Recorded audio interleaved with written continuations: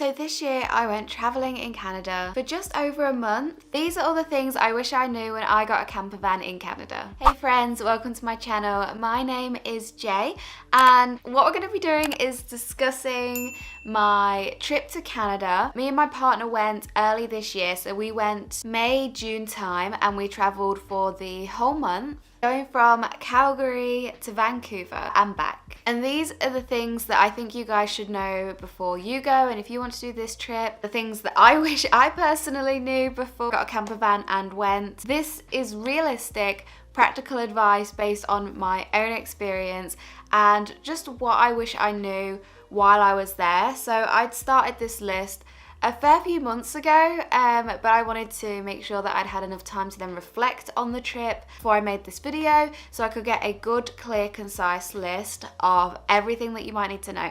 So without further ado, we're going to jump straight in. It's really important to consider the time of year that you're going and what the weather's going to be like. We had a real range of weather throughout our trip, and we did America before, so we had to split our suitcase in terms of both summery clothes and winter clothes. But if you are just doing Canada, then definitely check out what the weather's going to be like. The time that we went, it was pretty cold. We had some warmer days, but it also rained a lot, so definitely just check that out to make sure that you are taking a good range of stuff with you and you're going to have everything that you need packed and ready to go. Personally, I think we definitely could have done with more waterproofs. I don't think we anticipated just how much it would rain when we were there, and also like the heaviness and how long for.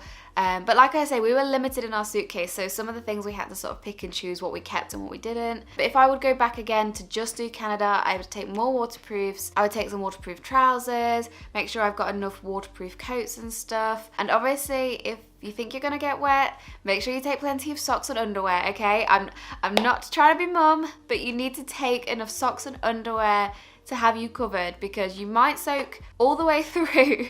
Having enough so your previous clothes can dry is so important. And that's the same for shoes as well. Make sure you are taking a range of shoes. So it's also important to note that on the specific route that we did, I don't know why I went like this, they actually classify their snow season as being October till like the end of April, which means that some areas will be blocked off, some areas you'll specifically need snow chains on your tires. We didn't know this, but thankfully we went after April because obviously we're from England.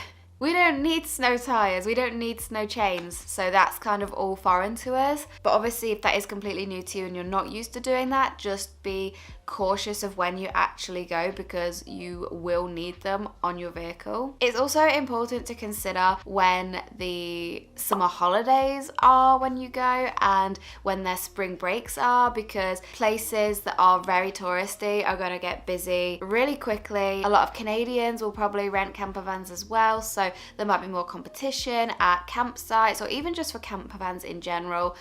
So I would try and travel outside of the like normal break times. We was told by one of the locals there that it's actually better to try and avoid these times because everywhere will literally just be so busy. So I would say to make the most of your sort of traveling trip, then make sure you are checking up when those breaks are and you can work your trip around them. One thing that we didn't know as well is that some places require you to have a park pass. So basically this is because there's a lot of protected natural parks in Canada, and to drive through them or to camp at some of them you need something called a park pass. Definitely do some more research into this. We bought one and basically got it for the year because we knew we'd be traveling sort of across the country and would probably be coming in and out of the national parks, and to be honest we really just wanted to support everything that they do in terms of maintenance of their national parks as well. So have a little look more into that. You don't have to buy them in advance. We literally just pulled up to one of the like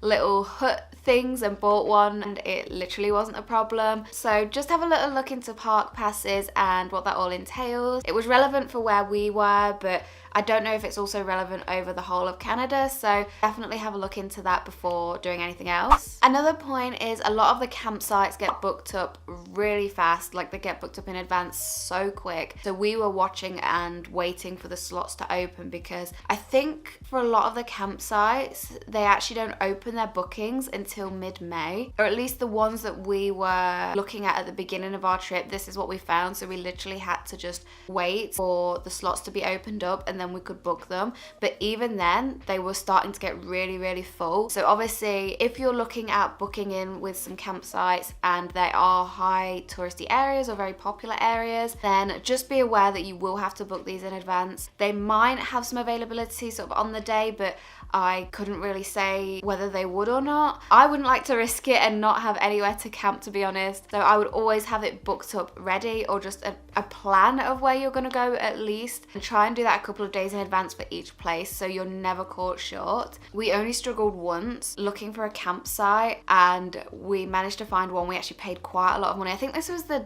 night before we were giving the camper van back, and we needed to be close to the place where we was dropping it back off, but campsites were really limited, and we thought we'd be able to get in at one and it was actually full, and then we had to go to another one and we paid quite a lot, but literally that one was completely full as well. Like, we were so lucky to get a space. So just try and like plan out as much as you can. Even if you physically can't book these places, keep them in mind and keep an eye on them for when you can book them. It's also important to bear in mind that when you're at a campsite and you want to venture out, that each time you do it, you will have to hook up and unhook the van. That's if you get a campsite with like your electricity and stuff provided, which we always did. I think we kind of neglected to think about the fact that every time we wanted to go out, like even just nip into the supermarket like 5 minutes down the road, it was a full ordeal of unhooking everything, bringing the van back in because the side extended, like making sure the awnings were in, and then setting off, like literally spending 5 minutes out to get some stuff from the shop and then coming back and then having to set it all up again. It's just an added thing we didn't think about, and it's an added thing to make you maybe overwhelmed or tired, or just an added like small frustration. What I'd say is like always plan your days, make sure you know where you're going on each day, and just try and utilize your trips out in the best way. Like if you know you've got a day where you're going to go out somewhere and you know you need to go food shopping,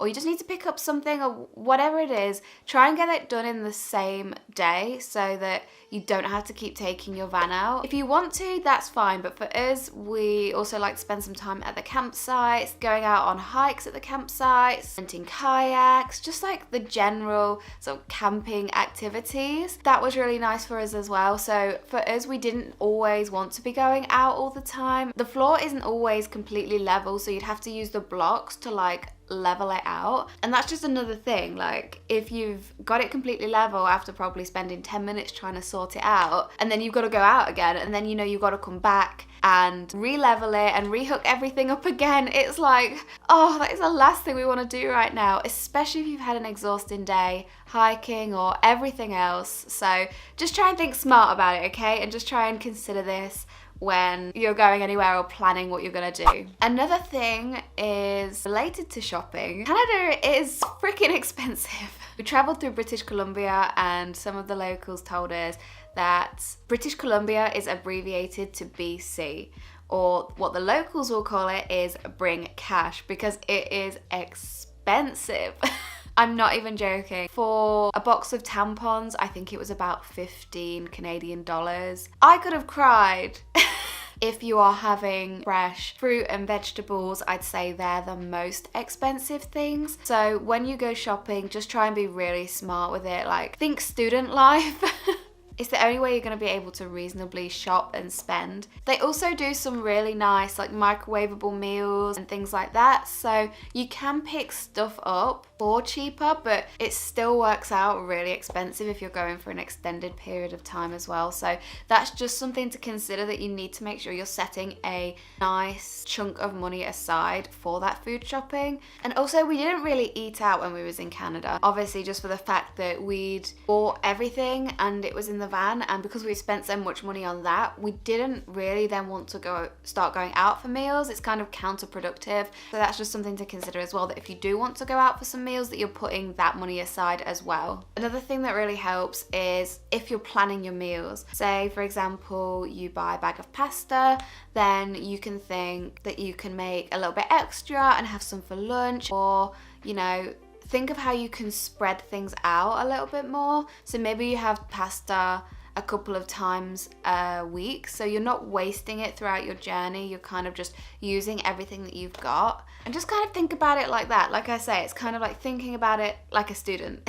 So in terms of getting water, what we did is we got a couple of big bottles of water, like really big liter bottles to start. Probably say we got about 4 of those, and that's what we would drink. And then a lot of the camping sites actually had fresh water. So once you've got them big bottles, obviously you can then just fill these up at the fresh water that's provided on site. So you don't have to keep spending loads and loads of money on buying the bottled water from the shop. Obviously, if you have a preference for bottled water, that's fine, but we didn't necessarily, and we were just looking for ways we could sort of save money and think about it in that way. Another thing to be aware of is road closures. I did touch on this slightly when I was talking about sort of the season you go. So we really wanted to go some national parks, but because of the amount of snow that they were still getting in Canada at the time, some of the routes were just completely closed off.